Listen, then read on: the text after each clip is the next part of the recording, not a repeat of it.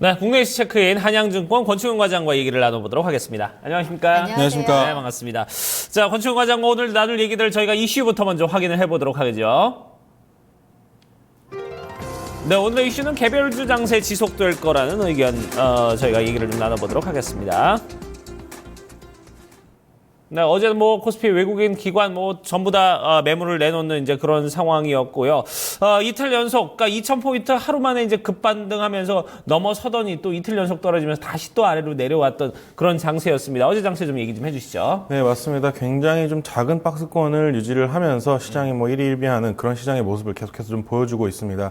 일단은 전일 코스피 같은 경우는 외국인이 한 2,000억 이상의 매물을 좀 다시 한번 내놓으면서 2,000포인트가 좀 붕괴되는 모습을 보였습니다. 그러면서 기관도 한 700억 정도 매도를 하는 모습을 보이면서 시장이 굉장히 좀 약한 그런 모습이었습니다. 일단은 전일장 봤을 때는 미국 옐런 의장의 금리 인상의 발언이 좀 굉장히 투자 심리를 급속도로 좀 굉장히 차갑게 얼어붙게 만든 그런 모습이 보였습니다. 더군다나 또 유가 하락으로 인해서 글로벌 상품 시장의 하락에 대한 우려감도 굉장히 좀 커졌던 것이 사실입니다. 일단은 12월 달에 금리 인상은 기정사실화가 돼 있다라고 좀 생각을 하시면 될 것 같고요. 다만 지금 현재 글로벌 지수를 봤을 때 전일 분명히 하락은 했습니다만 한국 시장이든지 글로벌 시장을 봤을 때 굉장히 금리 인상의 우려에 대비해서는 굉장히 잘 버티고 있는 수준이다 이렇게 좀 생각하시면 될 것 같고요. 다만 상승 추세를 좀 만들기에는 대내 사정이 굉장히 좀 순조롭지는 못하고 있습니다. 그렇기 때문에 굉장히 좀 박스권이 계속해서 좀 유지가 되지 않겠는가 좀 생각을 하고 있고요. 일단은 코스닥의 경우는 좀 하락 출발을 했습니다. 하지만 강보합으로 좀 마무리하면서 오히려 중소형주 쪽에서 굉장히 좀 강한 모습을 좀 보여주지 않았나 좀 생각을 하고 있고요. 또 상대적으로 좀 중소형주 개별주 쪽에서 좀 상한가 종목들도 굉장히 좀 많이 나왔던 하루였고 이런 식으로 봤을 때는 계속해서 좀 중소형주의 모멘텀이 지속되지 않겠는가 좀 그런 힌트를 볼 수 있는 하루였습니다. 네, 그래도 지수가 어느 정도 잘 버텨주고는 있다라고 말씀을 해주셨는데 간밤에 또 옐런 의장 연설이 있어서 다시 한번 금리 인상 우려가 재부각이 됐잖아요. 여기에 있어서는 결국 말씀하셨다시피 중소형 개별주 장세만 이어질 거다라고 보셨는데 오늘 지수는 역시나 좀 어둡게 봐야 될까요? 일단은 하락 출발을 한다라고 좀 생각을 하시면 될 것 같고요. 그 이유는 아무래도 좀 유럽 쪽에서 굉장히 좀 큰 폭의 하락이 나와줬기 때문에 네. 투자 심리가 다시 한번 좀 얼어붙을 가능성이 많습니다. 다만 이 부분이 좀 중장기적으로 갈 것 같지는 않고 단기적인 하락 추세가 아니겠는가 좀 개인적으로 생각을 좀 하고 있습니다. 코스피 같은 경우는 한 1950포인트 선을 좀 바닥으로 보시면 될 것 같고요. 네. 코스닥 같은 경우는 오히려 좀 강한 모습을 더 보여주지 않겠는가 좀 생각을 하고 있습니다. 일단은 2000포인트를 중심으로 한 플러스 마이너스 20포인트 수준으로 움직인다고 생각하시고 매매에 좀 임하시면 될 것 같고요. 네. 일단은 금리 인상을 한다고 했을 때 금리 인상 이후에 시장의 방향성을 좀 잡지 않겠는가. 개인적인 생각으로는 상방으로 좀 세팅이 될 것으로 좀 생각이 되고 있고요. 일단은 그때까지는 중소형주의 개별주 모멘텀 시장이 계속돼서 좀 플레이가 지속될 것으로 좀 예상이 되고 있습니다. 일단은 12월 달에 그동안 연기금이 좀 중소형주 자금을 굉장히 좀 흡수를 했었는데 다시 또 집행이 되는 것으로 얘기가 좀 많이 나오고 있기 때문에 중소형주 쪽에서 오히려 좀 강한 모습을 보일 것으로 좀 생각을 하고 있고요. 코스닥 같은 경우는 700포인트 선까지는 아직 크게 부담이 없는 수준에서 지수가 좀 움직이고 있기 때문에 네.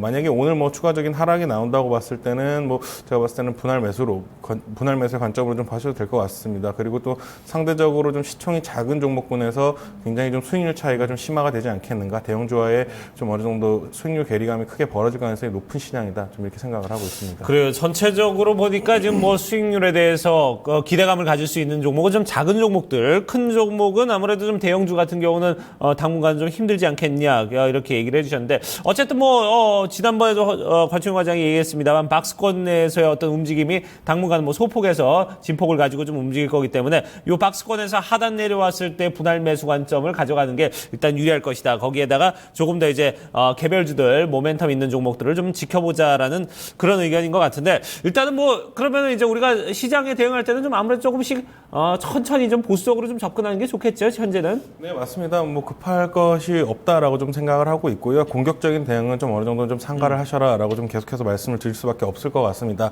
언제든지 돌발 악재가 나올 수 있는 상황이기 때문에 돌발 악재에 좀 대비를 하시는 것이 좋을 것 같고요. 다만 시장이 급락을 급등을 한다거나 뭐 박스권을 이탈을 한다는 모멘텀을 보였을 때는 분할 매수 관점으로 하셔도 굉장히 좀 단기 급반등이 나오고 있는 시장이기 때문에 항상 말씀드리다시피 단기적으로 한 3%에서 5%의 수익률을 보고 나오는 그런 전략이 굉장히 좀 중요할 것으로 좀 생각을 하고 있습니다. 일단은 뭐 대내 이슈 대비 방금 전에 말씀드렸다시피 굉장히 좀 잘 버티고 있는 상황이기 때문에요.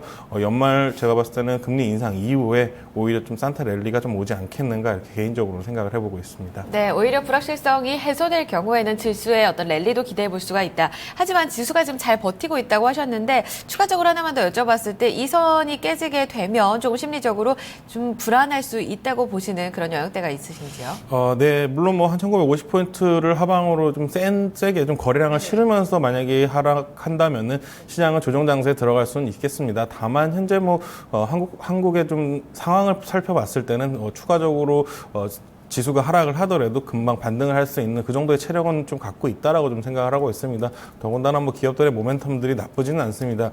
유가 하락 자체가 글로벌 증시에는 좋지는 않겠지만 한국 기업들한테는 유가 하락이라는 포인트가 굉장히 좋은 부분이기 때문에 이런 실적적인 측면들이 굉장히 4분기 그리고 내년까지 좀 좋아질 수 있는 좀 어느 정도 운명적으로 좀 타고난 그런 태생이 아니겠는가 생각을 하고 있기 때문에 뭐 하락하는 데 있어서는 추가적으로 좀 어느 정도 매수를 하셔도 크게 부담이 없는 자리다 이렇게 생각을 하고 있습니다. 네. 알겠습니다. S&P 500 지수가 간밤에 200일 이평선이 무너졌습니다. 그럼에도 불구하고 코스피 1950선은 지켜낼 힘이 있다라는 의견 제시가 됐고요. 네. 오히려 지금 불확실성이 강한 이 증시만 잘 버텨내게 된다면 내년도 랠리를 기대해 볼 수가 있다는 의견 나오니까요. 함께 반영해 보시길 바랍니다. 자, 이야기 여기까지 듣겠습니다. 한양증권 권충현 과장과 함께했습니다. 고맙습니다. 고맙습니다.